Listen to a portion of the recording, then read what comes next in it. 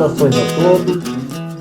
É com muita alegria que nós retomamos os nossos estudos do Céu e o Inferno na noite de hoje, agradecendo a Deus, agradecendo a presença de cada um de vocês, e que nós possamos mais uma vez unir mentes e coração e juntos fazermos as reflexões do estudo de hoje. Lembrando que nós estamos na primeira parte, doutrina, capítulo 5. Nesse capítulo 5, o Kardec vai fazer um quadro comparativo do inferno pagão e do inferno cristão. No estudo passado, nós fizemos a leitura e algumas reflexões em torno do inferno pagão. E hoje nós vamos entrar, então, na questão que Kardec vai nos trazer do inferno cristão. Só para a gente lembrar um pouquinho, né, relembrar um pouquinho,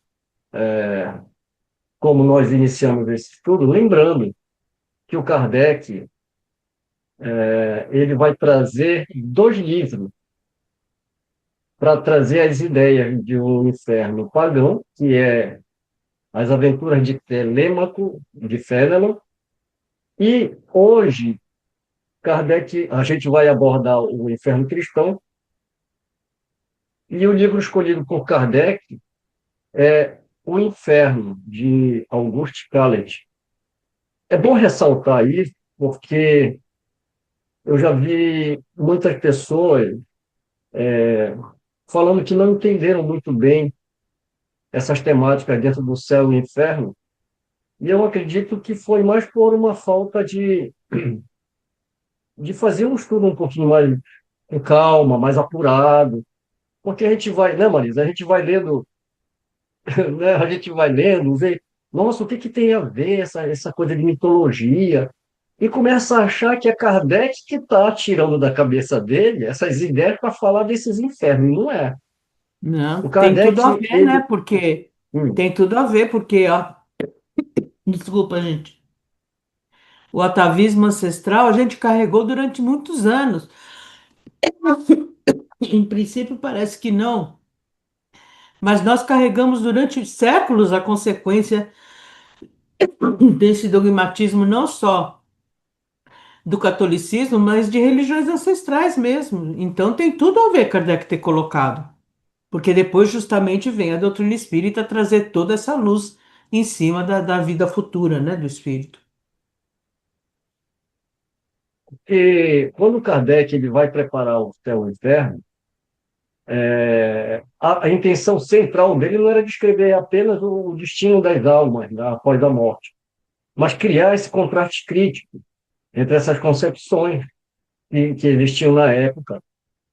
E outra, o, o, o que o Kardec está fazendo, praticamente ao tempo dele, é uma coisa pioneira. Ele está fazendo exatamente um estudo comparativo das religiões, não é verdade? E a gente deve até lembrar que um dos que são considerados também como pioneiros é o Ernest Renan, né? Quando ele vai falar sobre a vida de Jesus. E é lançado praticamente na mesma época que o Evangelho e que o Céu e o Inferno. E não é para menos que todas essas obras foram parar no Index, né? Tanto a de Ernest Renan como os livros de Kardec, enfim. Então, só para a gente fazer essa pequena introdução, para a gente lembrar, né, que muitas vezes o céu e o inferno ele é incompreendido por falta desse recurso, da gente entender melhor. Porque ao tempo de Kardec, essas obras eram muito conhecidas. E para a gente aprofundar um pouquinho mais isso, eu quero compartilhar com vocês um artigo que nós queremos trazer para falar brevemente também de Auguste Calet e também a sua obra, né?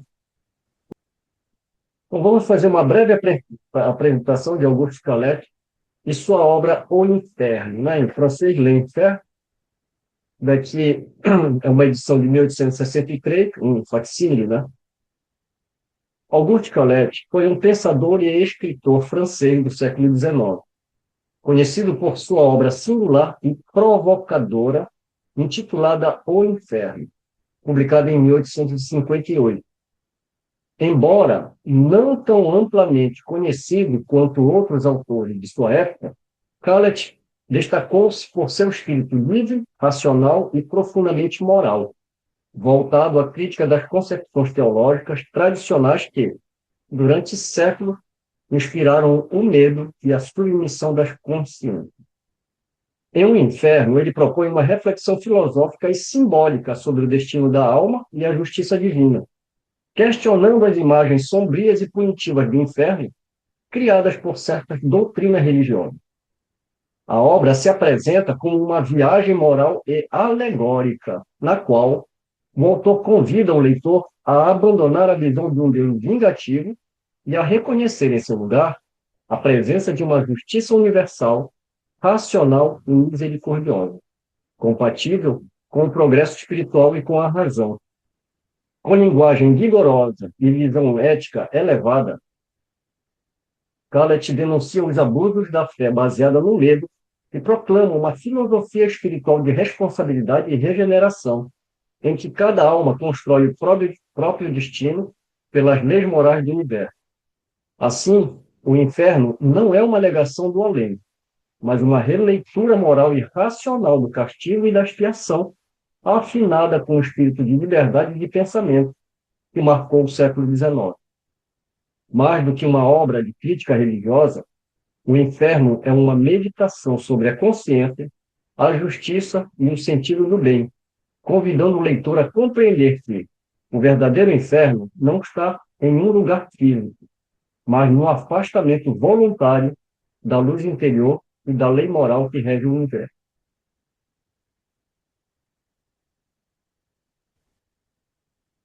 Fiquei com mais E vontade de ler muitas. esse livro. Oi? Fiquei com mais vontade de ler esse livro. Depois eu vou compartilhar, porque tem uma história desse livro aqui. A gente vai abordar rapidamente aqui, né?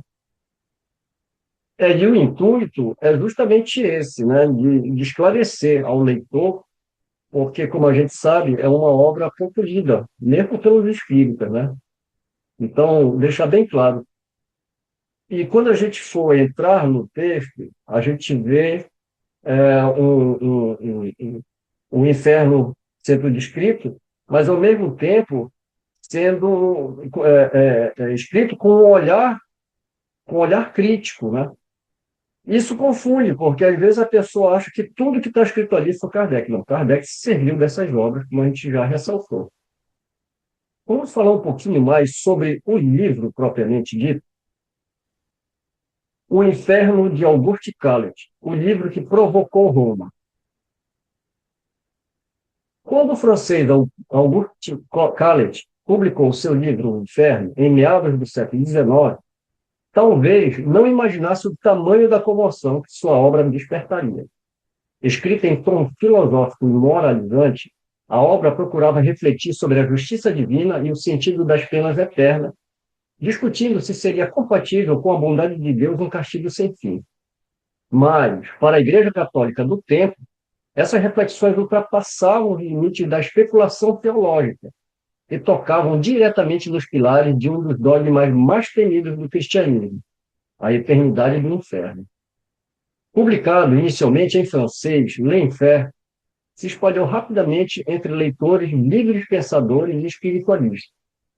O estilo de Calet, acessível e provocador, unia raciocínio lógico a um sentimento de compaixão que questionava o rigor das condenações eternas. Em vez do inferno ardente e sem retorno descrito pela tradição, Calet sugeria que as penas poderiam ter um fim educativo, mais próximo de uma correção moral do que de uma vingança divina. Entre as passagens mais polêmicas, destacam questionamento da eternidade das penas, crítica à ideia de condenação absoluta, reflexão sobre a misericórdia divina versus punição. Vamos falar um pouquinho do questionamento da eternidade das penas. Calet afirma que não seria justo que seres finitos sofressem punições infinitas. E indaga se um castigo eterno é compatível com a misericórdia divina. Para ele, a justiça de Deus deveria ser proporcional ao erro cometido. e não um castigo perpétuo que ignora qualquer possibilidade de redenção. Crítica à ideia de condenação absoluta. Ele propõe que a punição deve ser educativa e corretiva, e não uma simples vingança ou terror eterno. Escreve: a alma perdida, se submetida à eterna dor, não aprende nem se arrepende. Apenas sofre sem propósito, o que não honra a bondade divina. Reflexão sobre a misericórdia divina versus punição. Calet questiona diretamente a lógica de um inferno sem fim. Como reconciliar a infinita misericórdia de Deus com as penas que não têm fim? O castigo que não ensina, que não purifica, fere mais a justiça do que os criminosos. Essas ideias, embora inspiradas em noções filosóficas e em certa sensibilidade espiritualista, comum no século XIX, soaram escandalosas em Roma. Questionar a eternidade das penas significava, aos olhos da Igreja, negar a própria imutabilidade das verdades reveladas. Afinal, desde os concílios antigos, a teologia católica ensinava que as almas condenadas ao inferno jamais retornam ao convívio divino. Romper com esse ponto era, portanto, pôr em dúvida o valor absoluto da salvação e da condenação, sobre os quais se erguia a moral cristã. Em 20 de junho de 1862, a Sagrada Congregação do Index, o órgão do Vaticano encarregado de julgar livros contrários à fé, emitiu um decreto de condenação de Lemper. O nome de Calet foi incluído entre os autores proibidos, e sua obra passou a constar oficialmente no Index Librorum Prohibitorum, o catálogo dos livros cuja leitura era vedada aos católicos. A acusação era clara. O livro combatia abertamente o dogma católico e espalhava doutrinas perigosas para a fé. A notícia da condenação, longe de silenciar o autor, deu-lhe nova notoriedade. O fato de um livro ser posto no index, muitas vezes transformava-o em objeto de curiosidade e em símbolo de rebeldia intelectual. Em português, o texto foi traduzido em 1871 por Camilo Castelo Branco, um dos maiores nomes da literatura lusitana. A tradução multiplicou o alcance da obra e passou a circular também no Brasil, gerando polêmica e debate nos jornais da época, na província do Pará, como o Pelicano e a Boa Nova, que comentavam a obra e suas implicações morais, filosóficas e religiosas, discutindo a audácia de Calet e a reação da Igreja. Aqui são os jornais citados do Pará, a tradução do Camilo Castelo Branco. O título, O Inferno, parecia resumir o abismo entre a razão e a fé. Calet não negava Deus, mas questionava a coerência moral do castigo eterno. Para ele, a justiça divina não poderia ser infinita no rigor, infinita na misericórdia. Tal proposição, simples à primeira vista, minava o alicerce do dogma católico e aproximava-se de concepções racionalistas e espiritualistas, que pregavam a evolução das almas e a reparação dos erros ao longo do tempo. O Vaticano viu nisso uma ameaça doutrinária, e a congregação do Index agiu com rapidez. A inclusão de Lemper na lista dos livros proibidos consolidou a imagem de Calet como um dos muitos pensadores do século XIX que se opuseram, direta ou indiretamente, à teologia tradicional. Para os espíritos livres de seu tempo, a proibição serviu como um selo involuntário de valor, uma prova de que a obra tocara o cerne de uma questão que o dogma não ousava admitir. Poderia o amor divino conviver com a ideia de sofrimento eterno? L'Enfer, de Auguste Calet, tornou-se célebre não apenas por suas páginas, mas pela reação que provocou. Condenado oficialmente pela Igreja em 1862 e colocado no Index Librorum Prohibitorum, o livro representou um dos momentos em que o pensamento filosófico moderno e a ortodoxia católica se encontraram frente a frente, e em que a razão, ao indagar sobre o inferno, acabou por incendiar o céu das autoridades eclesiásticas.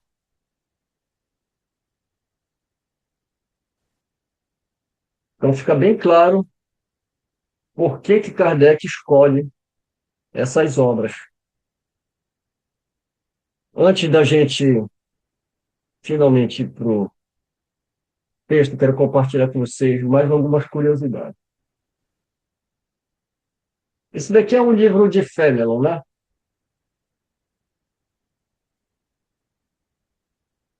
Esse artigo é um artigo de uma universidade falando sobre os debates, né, do Céu e Inferno em 1871, na íntegra.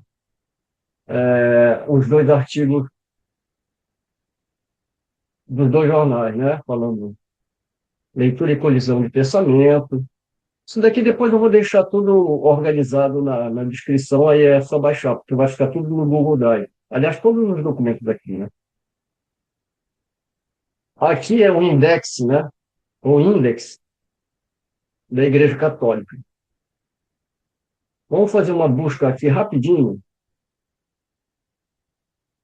colocar o nome do Callet aqui. Está aqui, ó. A proibição ocorreu em 20 de junho de 1862, né? Então, aqui é os nomes dos autores de obras que foram consideradas, né? Uma curiosidade aqui, quando a gente digita o nome do Kardec também, ó. Primeiro ele faz uma referência, né? Que Kardec é o apelido de Hippolyte. Como que diz? Não vão perder, né? Vão associar, né? Para saber quem é. Aí aqui está, ó, Kardec, Allan, pseudônimo, né? De Hippolyte. O Livro dos Espíritos, contendo os princípios da doutrina espírita, decreto oficial do dia 20 de abril de 64. O Livro dos Médiuns, o Espiritismo, a sua mais simples expressão, e por aí vai. As revistas espíritas, enfim. Aqui é o Inferno em francês, do Callet, né? É, E tem a obra também em português, do Camilo Castelo Branco. Depois eu fui pesquisar, porque esse nome me chamou muita atenção. Aí praticamente eu já sabia quem que era, né? Mas aí eu fui fazer uma pesquisa. É um escritor português, final da vida perde a vista, a visão, e por conta disso ele se mata. Bem, esse é o personagem que a Ivone usou para escrever Memórias de um Suicida, né? Muito embora eu tenha minhas dúvidas do que a gente pode confiar no relato daquele espírito. E Aliás, fora isso, que, Camilo Castelo né? Branco teve uma vida pregressa muito lamentável, vai, vamos dizer assim, para a gente não Uhum, rotular. né? Ó, esse aqui, eu estava comentando que esse livro, né? Esse livro é fantástico, o livro do Carlos. Ele é tão empolgante, né? Pela forma com que ele escreve e as coisas que ele escreve e com o conhecimento que ele tem, né? Muito, muito interessante. O livro. Recomendo que leiam esse livro, porque ontem eu estava até falando, né, que a gente perdeu muito a questão da filosofia nos dias de hoje. Já não se discutem mais esses assuntos com o vigor e com a inteligência que se discutia, independente de que lado as pessoas se colocavam, mas se colocavam de uma forma brilhante, né? Até na maneira de expor as suas ideias. Hoje parece que a filosofia ela caiu no lugar comum, né? Se tornou uma coisa. Enfim, mas esse livro é bem interessante. Bem, então, dando continuidade, depois dessa breve introdução, dando continuidade ao estudo passado, vamos entrar agora no inferno cristão. A opinião dos teólogos sobre o inferno resume-se nas citações a seguir. Aí aqui a nota de rodapé, né? Citações extraídas da obra O Inferno, de Auguste Calet, nota de Allan Kardec, né? Então, a opinião dos teólogos sobre o inferno resume-se nas citações a seguir. Esta descrição, colhida dos autores sagrados e da vida dos santos, pode ser tanto mais considerada como a expressão ortodoxa da fé nessa matéria, quanto é a todo instante repetida, com pouca variação, seja nos sermões dos púlpitos protestantes, seja nas pregações dos padres católicos.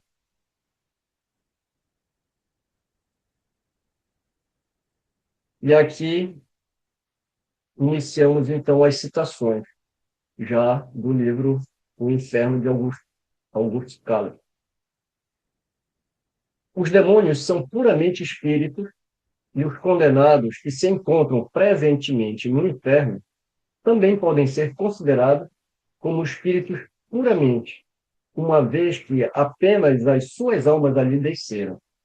Suas ossadas, restituídas ao pó, transformam-se continuamente em ervas, em plantas, em frutos, em minerais, em líquidos, sofrendo, sem o saber, as contínuas metamorfoses da matéria. Mas os condenados, assim como os santos, devem ressuscitar no último dia e retomar, para não mais deixá-lo, um corpo de carne, o mesmo corpo pelo qual foram conhecidos quando vivos. O que distinguirá uns dos outros é que os eleitos ressuscitarão em corpos purificados e resplendentes, enquanto os condenados, num corpo disforme e enodoado pelo pecado. Não haverá mais, no inferno, portanto, homens de natureza puramente espiritual. Haverá homens tais como nós.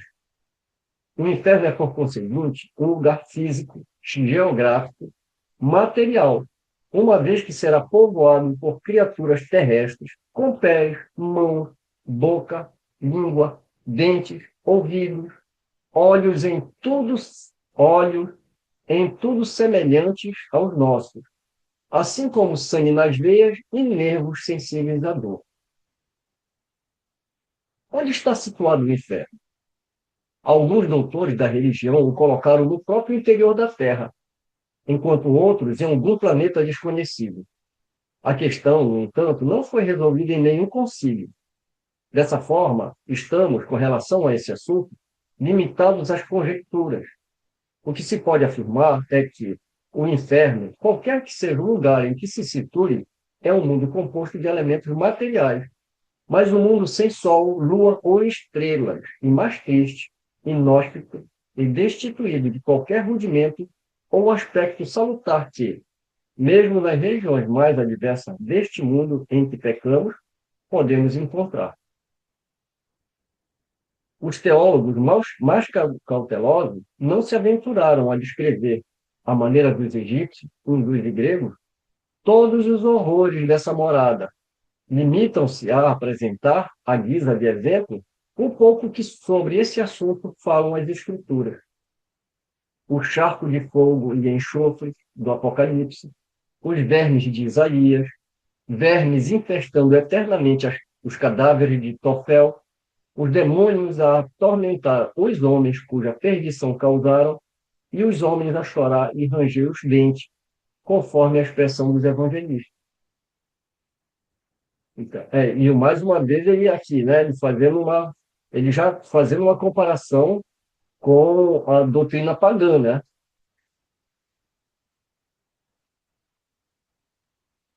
Sim.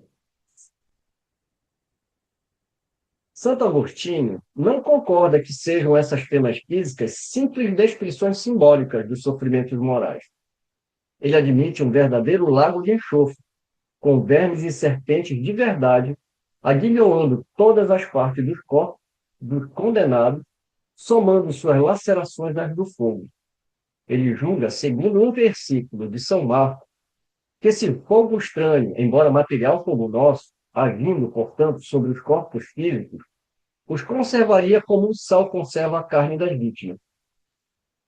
Os condenados, todavia, vítimas incessantemente supliciadas, porém permanentemente vivas, sentiriam a dor desse fogo que queima sem destruir, penetrando sobre sua pele. O Kardec coloca até um grifo aqui, né? Penetrando sua pele. Olha, a gente mal começou os parágrafos aqui e a gente já vê mais horrores do que o, o quadro que é apresentado pelo Inferno Padrão, né? Ficariam as vítimas impregnadas, saturadas desse fogo em todos os seus membros, da medula dos ossos à pupila dos olhos, das fibras mais recônditas e mais delicadas do seu ser. A cratera de um vulcão, se pudessem aí lançar, ser-lhes-ia equivalente a um lugar de alívio e repouso. Só lembrar, né, que eu passei aqui e não comentei, né? Só lembrar que quando ele fala aqui, né, que os teólogos mais cautelosos não se aventuram a descrever a maneira dos egípcios, hindus e gregos todos os horrores dessa morada. Ele fala assim, né, limita-se a apresentar, à guisa de exemplo, um pouco sobre esse assunto, que sobre esse assunto falam as Escrituras. Então, lembrar que toda essa descrição aqui é tirada das Escrituras. Ou seja, tanto do Antigo como do Novo Testamento. Né? Então, a gente vai ver aqui ele citando o Apocalipse, o profeta Isaías, e assim por diante.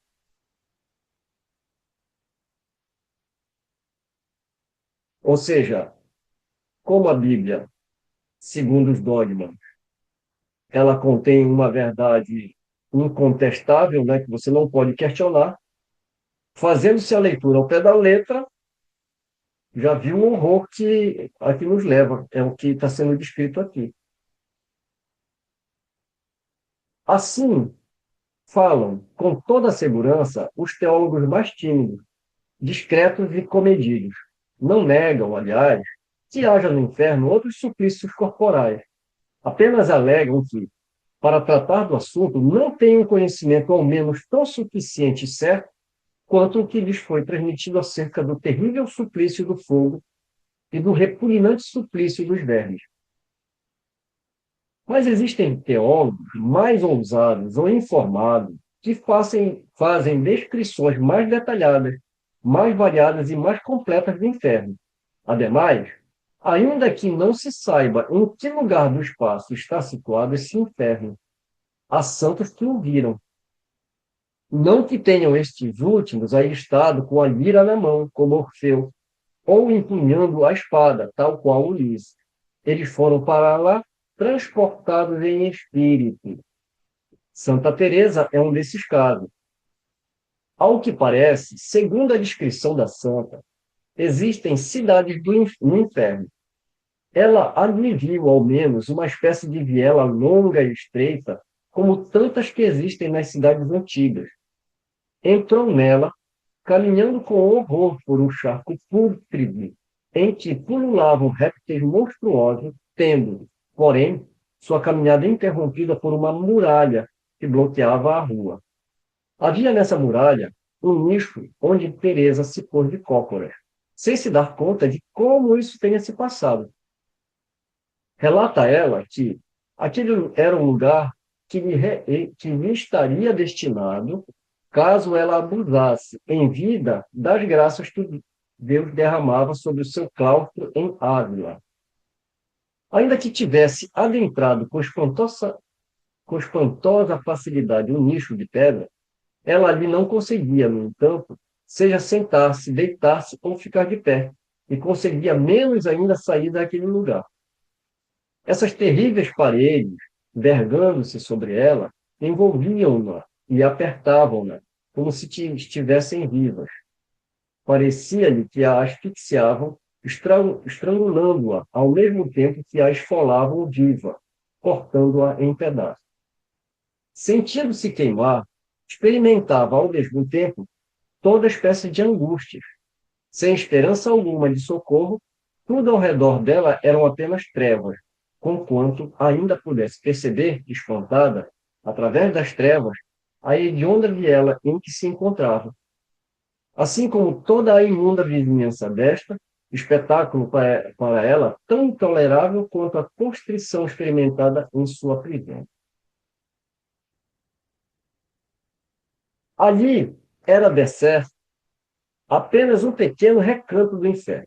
Outros viajantes espirituais tiveram maior privilégio, tendo visto no inferno grandes cidades em chamas, Babilônia, Nínive e mesmo Roma, com seus palácios e templos incendiados, todos os seus habitantes acorrentados e o traficante ao seu balcão, pares ungidos a cortesãs em salas de festim, gritando de assentos dos quais não se conseguiam desprender, levando aos lábios, na tentativa de mitigar a sede, taças que expeliam fogo, criados ajoelhados em latrinas ferventes, a estender os braços, e príncipes cobertos por lava devoradora feita de ouro derretido que lhes escorria das mãos. Outros viram no inferno planícies sem fim, a destilar o suor de camponeses famélicos que, arando e semeando sem nada lograr, extrair desses campos e de suas estéreis sementes, entredevoravam-se, dispensando-se em seguida pelo horizonte tão numeroso, macérrimos e esfaimados quanto antes, indo em vão procurar terras mais ditosas adiante, substituídos de imediato nos campos que desocupavam por outros magotes de condenados errantes. Há os que viram no inferno montanhas cheias de precipícios, florestas de gemidos, poços secos, fontes abastecidas de lágrimas, córregos de sangue, turbilhões de neve em desertos de gelo, naus de aflitos à mar troca em mares infindáveis. Revia-se ali, enfim, tudo o que viam os pagãos, o reflexo macabro da terra, uma reprodução imensamente ampliada de suas misérias, com seus sofrimentos característicos eternizados, incluindo até mesmo os calabouços, patíbulos e instrumentos de tortura por nossas próprias mãos forjadas. Bem, deixa eu dar uma pausa aqui, porque ele está falando nesse trecho, a gente já avançou bastante, ele fala aqui, né? E que fala desse lugar, né, do inferno. Não que se tenham estes últimos estados aí com a lira da mão, ou como Orfeu, ou empunhando a espada, tal qual Ulisses. Como é que eles foram para lá? Como é que eles viram essa localidade que eles chamam de inferno, né? Eles foram para lá transportados em espírito. E aí ele começa a falar justamente da Santa Teresa, porque é um relato da santa que todos nós conhecemos, né? É muito famoso, inclusive a igreja usou e abusou disso. Bem, o que a gente quer lembrar aqui, é que quando a gente vai estudar esses fenômenos de emancipação da alma, no Livro dos Espíritos, nós vamos ter o êxtase. E o Kardec ele vai descrever exatamente a condição que o espírito, nesse estado,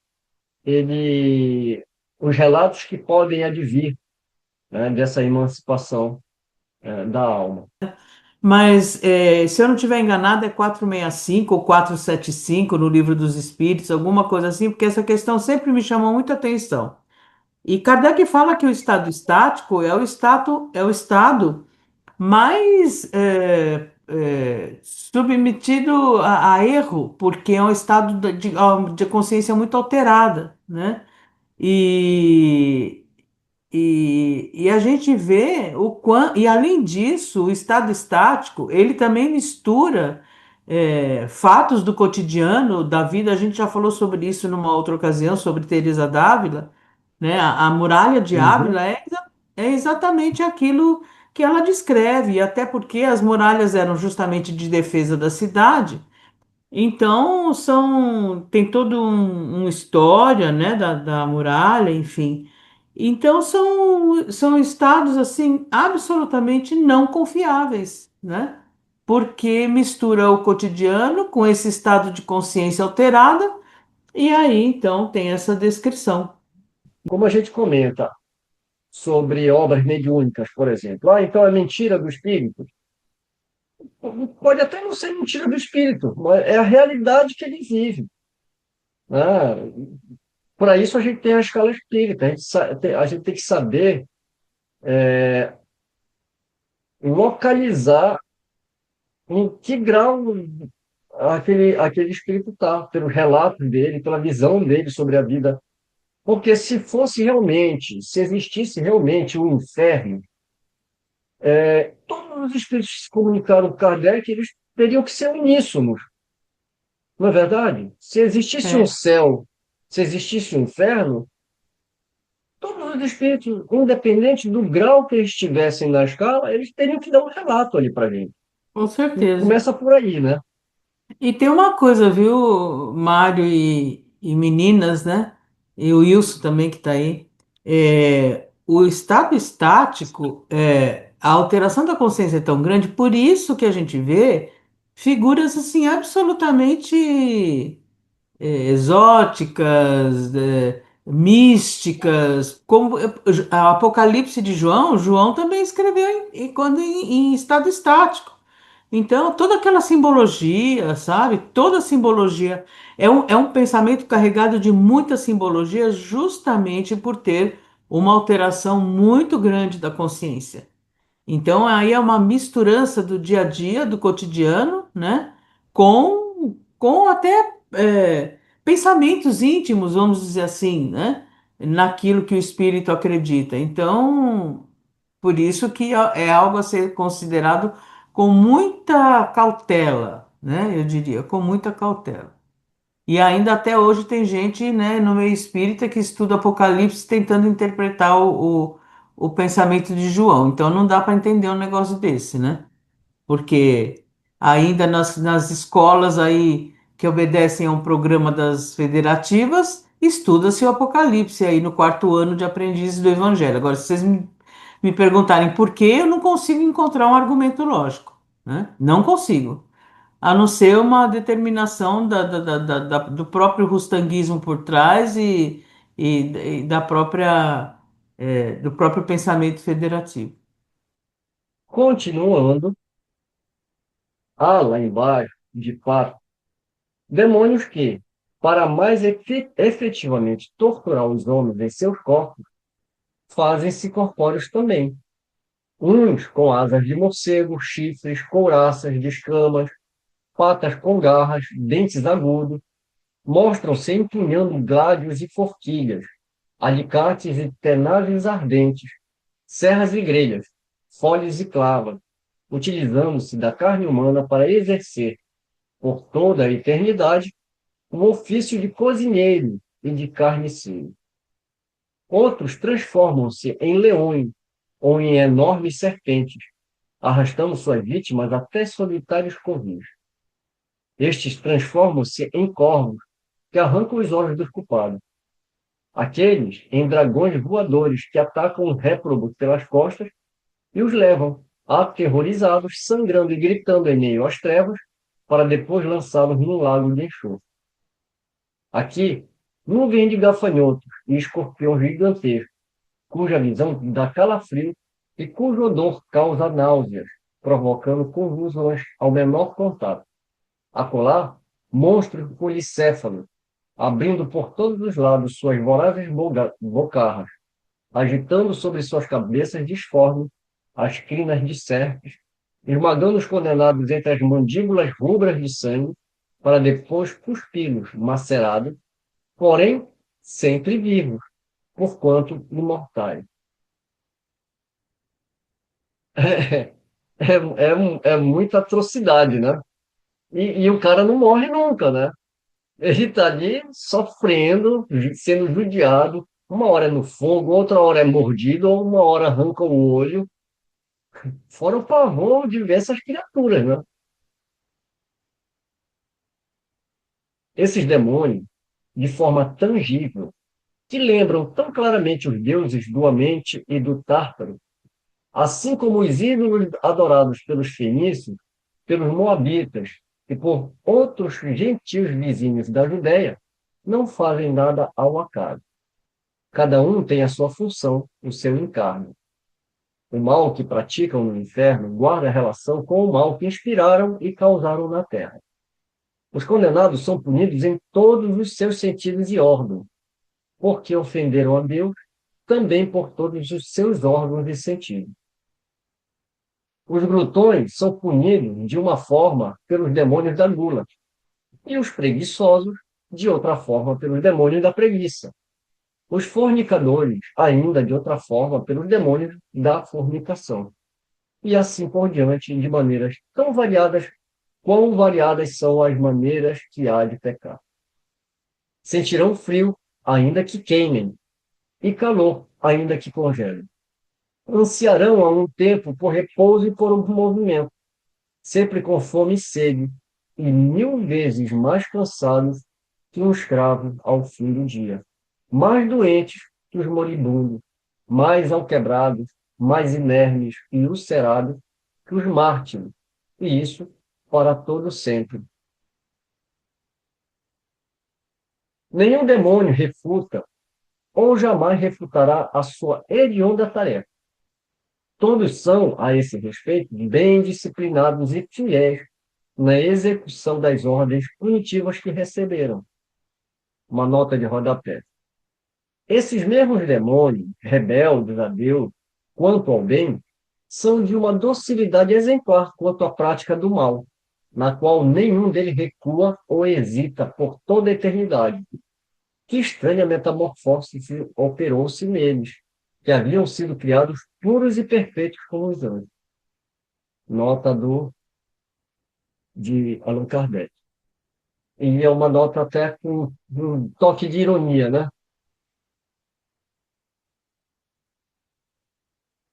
De outra forma, em que se transformaria o inferno? Os condenados repousariam se viessem os carrascos a discutir ou a se cansar. Mas nada de repouso entre uns, nem brigas entre os outros. Ainda que perversos e numerosos, os demônios se conciliam de um canto ao outro do abismo, e jamais se viu sobre a terra nações mais dóceis a seus príncipes, exércitos mais obedientes a seus generais, ou comunidades monárquicas mais humildemente submissas a seus prelados. Não se conhece quase nada do baixo escalão dos demônios. Esses espíritos vis que compõem as legiões de vampiros, ghouls, sapos, escorpiões, corvos, hidras, salamandras e outras bestas sem nome, que constituem a fauna das regiões infernais. Mas são conhecidos e intitulados vários príncipes que comandam tais legiões, entre os quais contam-se Belfegor, o demônio da luxúria, Abaddon ou Apolion, o do assassinato, Beuzebu, o demônio dos desejos impuros ou o senhor das moscas, que engendram a putrefação. Mamon, o da avareza, e ainda Moloch, Belial, Baal-Gad, Astarô e tantos outros, tendo acima deles seu chefe supremo, o sombrio arcanjo, que no céu era chamado pelo nome de Lúcifer e no inferno pelo nome de Satanás. Quando a gente lê o Novo Testamento, a gente encontra basicamente todos esses nomes ali, né? O Deus das moscas, dos Moabitas. Então, você vê o Augusto Calet, ele tira exatamente das Escrituras, né? Porque está se falando da Igreja Católica, né? Aqui, cristão, né? Apesar de que no livro dele ele trata da Igreja em si, mas ele se refere mais aos dogmas católicos do que dos protestantes, né? Eis aí, em resumo, a ideia que nos dão do inferno, considerado do ponto de vista de sua natureza física e das penas físicas aí enfrentadas. Examinem-se os escritos dos padres e dos antigos doutores. Interroguem-se nossas piedosas lendas. Contemple-se as esculturas e os quadros de nossas igrejas. Preste-se atenção ao que é proclamado dos púlpitos e aprender-se-á ainda bem mais.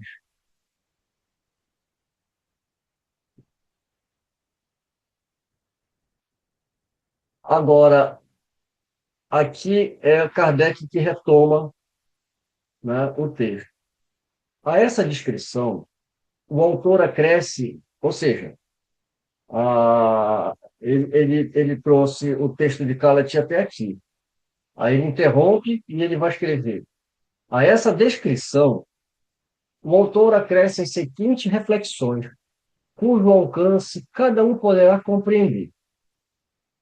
Aí retoma agora a fala de Calat.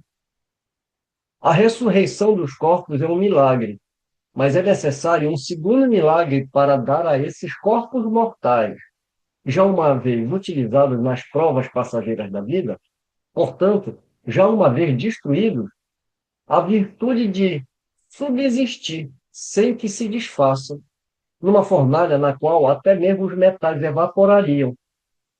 É possível aceitar que se diga que a alma é o carrasco de si mesma, que Deus não a persegue, apenas a deixa no estado de infelicidade que ela mesma escolheu, ainda que o abandono eterno de um ser perdido e sofredor pareça pouco de acordo com a bondade do Criador.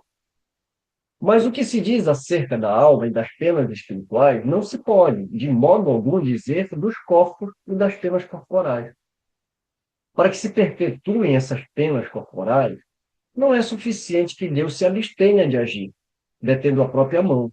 É necessário, ao contrário, que Ele a mostre, intervenha e haja, sem o que sucumbiriam os corpos. Assim, os teólogos supõem que Deus opere, de fato, após a ressurreição, esse segundo milagre de que falamos. Ou seja, de tornar esse corpo novamente, né? Primeiramente, ele retira nossos corpos de barro do sepulcro que os havia devorado. Retira-os da mesma forma como ali entraram, com suas enfermidades originais e com a degradação contínua da idade, da doença e do vício. Ele restituiu, ele restituiu-nos os corpos nesse estado, decrépitos, friorentos, enfermos, cheios de necessidades, sensíveis a uma picada de abelha, marcados pelas cicatrizes impressas pela vida e pela morte. É esse o primeiro milagre. Depois, a esses corpos estiolados, prontos para retornarem ao pó de onde provém, ele confere um atributo que nunca tiveram. Eis aí o segundo milagre. Ele lhes concede a imortalidade.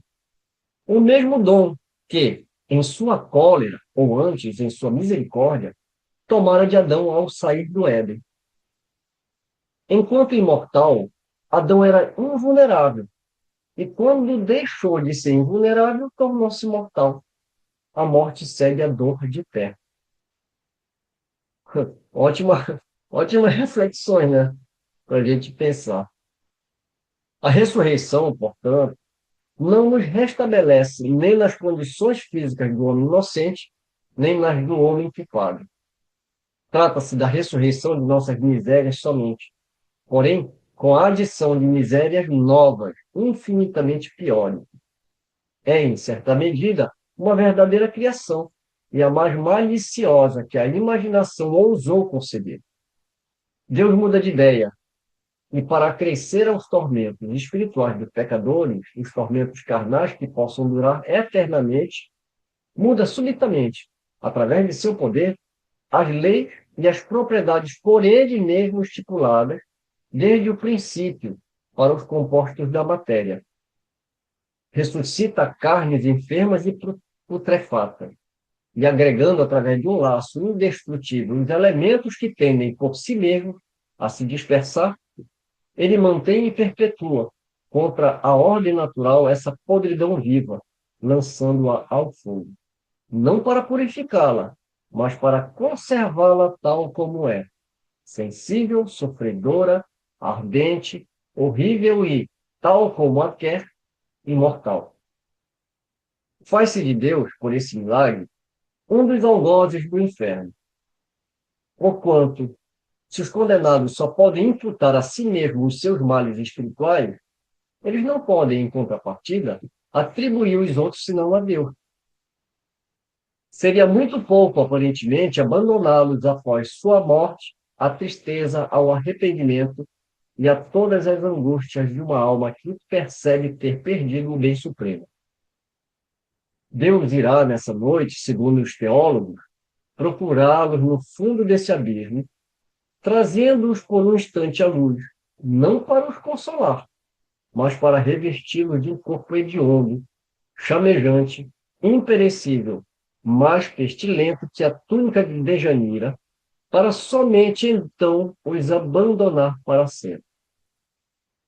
Mas Deus não os abandonará de fato, uma vez que o inferno não subsiste, assim como a terra e o céu, senão por ato permanente de sua vontade sempre ativa. E porque tudo se dissiparia caso eles deixassem de tudo sustentar. Deus agirá, portanto, incessantemente sobre eles, para impedir que o fogo se apague, deixando de consumir-lhes os corpos, desejando assim que esses impedidos imortais contribuam, pelo exemplo de seu suplício, para a instrução dos eleitos. Bem, aqui Kardec encerra, então, o texto de Calet e Kardec retoma. Dissemos com razão que o inferno dos cristãos havia superado os dos pagãos. No Tártaro, realmente vence os culpados torturados pelo remorso. Aqui ele já está falando, né? Agora já começa a fazer a comparação, né? Ou seja, no inferno pagão, né? No Tártaro, realmente vence os culpados torturados pelo remorso, sempre diante de seus crimes e de suas vítimas, humilhados por aqueles que haviam oprimido em vida. São vistos a fugir da luz que os penetra e a tentar inutilmente escapar dos olhares que os perseguem. O orgulho é aí rebaixado e humilhado, trazendo todos os estigmas do seu passado.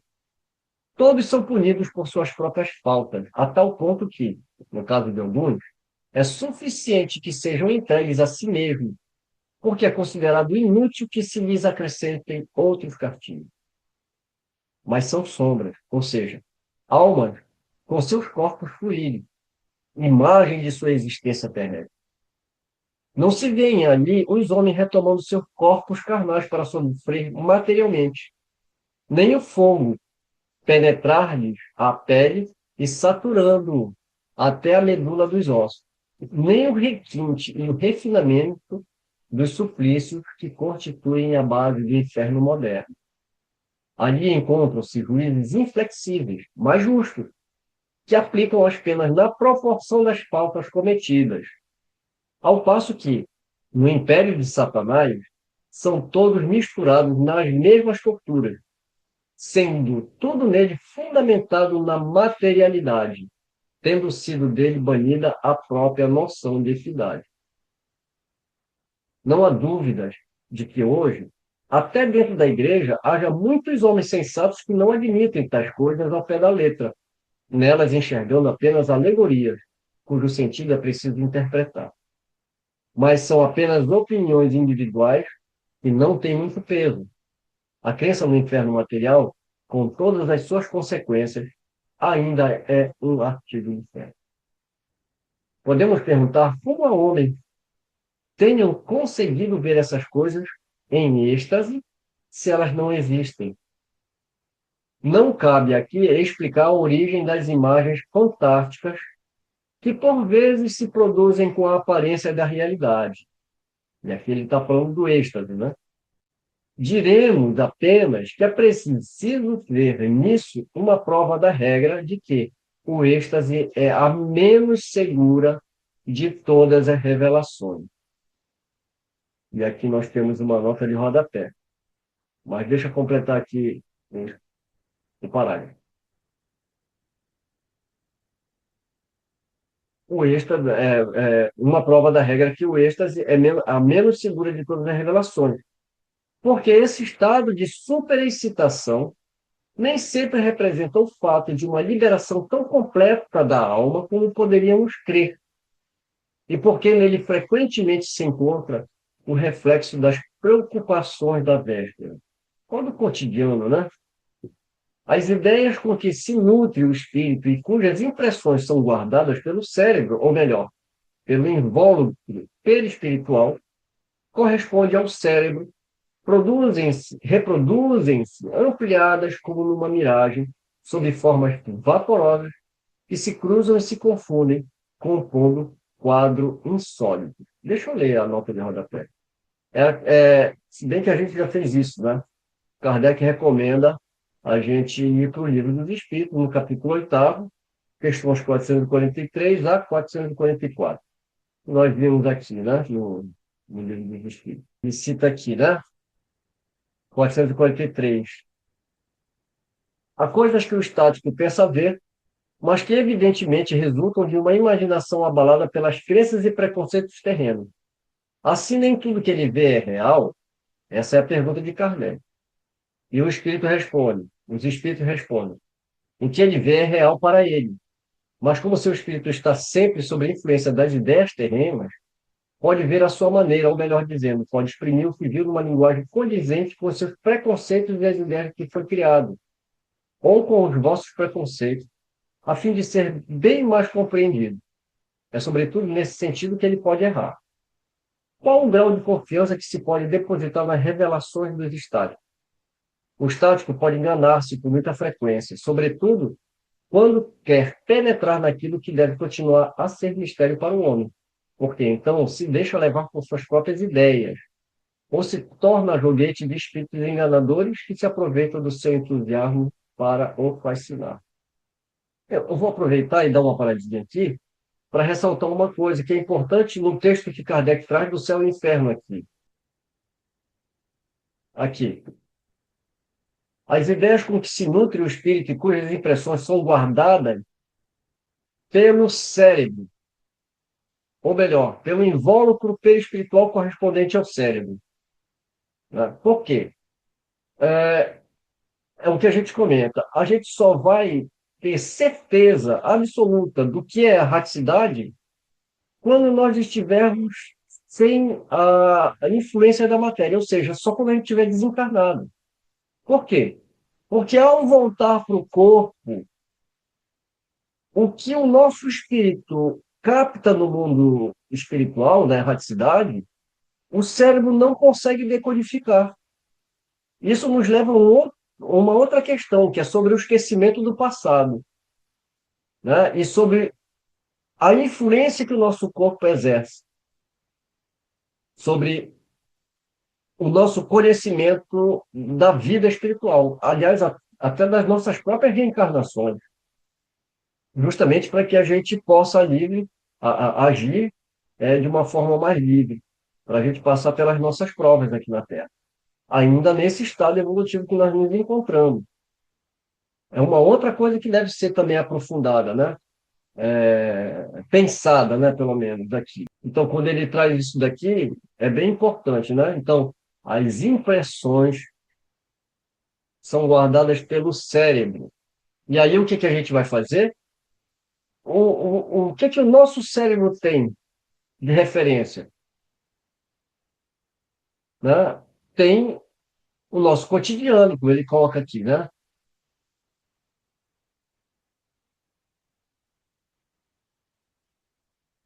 É, os estáticos de todos os cultos sempre viram coisas vinculadas à fé que possuem, ou o nosso dia a dia. E aqui ele cita novamente Santa Teresa. Por quê? A Santa Teresa foi criada dentro desse ambiente acreditando nesse inferno, lendo essas escrituras e acreditando, porque era um dogma da igreja. Então ela simplesmente, qual era a referência que o cérebro dela tinha sobre essas questões? Então é uma projeção, né? E aqui, para a gente terminar o nosso texto, né? Os estáticos de todos os cursos sempre viram coisas vinculadas à fé que possuem. Não surpreende, portanto, que aqueles, como Santa Teresa, estão fortemente impregnados de ideias acerca do inferno, como as transmitidas pelas descrições verbais ou escritas, assim como pelas pinturas, tenham visões que são, propriamente falando, apenas um reflexo dessas ideias, produzindo o efeito de um pesadelo. Um pagão cheio de fé veria o Tártaro e as fúrias, como veria no Olimpo Júpiter a empunhar um raio. E aqui nós encerramos esse capítulo. Encerramos o capítulo, mas não encerramos as nossas reflexões. Eu acho assim, né, Mário e amigos, né? É tudo tão absolutamente fantasioso, tão místico, que a gente nem tem o que comentar, porque fica tão claro que é irracional, que é ilógico, né? Que vai contra os atributos de Deus, todo esse existir o inferno em si já é, né? No livro dos Espíritos é tão bonito quando a gente tem lá a questão sobre as penas eternas, né? Se existem as penas eternas e, enfim. Então, por si só, a gente já não. Porque comentar dentro de toda essa falácia, de toda essa fantasia deles. É assim, é o requinte de perversidade, né? Porque não é só a crueldade, é um requinte mesmo. Coisas que são descritas com absolutamente requinte de fazer sofrer, né, fisicamente, né? O fogo que queima, mas não consome. Todas aquelas coisas de monstro, de bicho, de. Então, assim, é um absurdo tão grande, né? Absurdo já é grande, né? Mas é um absurdo tão grande que, assim, vai contra exatamente toda a lógica que a gente já tem da doutrina espírita, né? Então, assim, para mim, particularmente, não tenho o que comentar, a não sei isso, né? Mais uma vez, é o Uhum. domínio pelo medo, né? Pelo castigo, pela culpa, e absolutamente nada de reparador, né? Então, Agora é uma coisa assim que a gente pensa a nível de humanidade ao longo dos séculos passados, era uma forma aterrorizante de manter sob controle as pessoas, né? Era uma forma de manter a igreja, o poder dela sobre a humanidade, sobre as pessoas, né? Então, é assustador de ver como era uma maneira de subjugar, né? Essas religiões ainda se utilizam desse tipo de estratagema para dominar as pessoas que ali estão, né? Bem, eu vou aproveitar esses 10 últimos minutos e aqui eu vou trazer, então, um último artigo para fechar, que nós denominamos como Fenelon e Calet, né? Colocamos Fenelon versus Calet. Quando Allan Kardec preparou o céu e o inferno, sua intenção central não era apenas descrever o destino das almas após a morte, mas criar um contraste crítico entre concepções populares ou literárias do inferno e a explicação fornecida pelos espíritos, conforme revelado através do espiritismo. Nesse sentido, a escolha de referências para ilustrar o inferno pagão e o inferno cristão revela uma estratégia bastante cuidadosa. Para representar o inferno pagão, Kardec recorre a Telêmaco de Fénelon, ou melhor dizendo, a Aventura de Telêmaco, né? Publicada em 1699. A obra é uma narrativa educativa destinada a formar princípios morais e políticos de um jovem príncipe. Embora contenha descrições do submundo pagão, Fénelon não tinha a intenção de assustar com terrores metafísicos. Ele usa o inferno como metáfora pedagógica, alinhando punições e recompensas com a moral e a virtude. Kardec apoia-se nisso para mostrar que, mesmo na tradição pagã, existia um conceito de justiça pós-morte, embora mais alegórico e menos sistemático que o cristão. Para ilustrar o inferno cristão, Kardec recorre à Lenfé, de Auguste Calet, publicada em 1859. A obra representa uma visão do inferno mais dramática e literal, alinhada à concepção tradicional cristã, com ênfase em sofrimento eterno, tormento físico e punição moral rigorosa.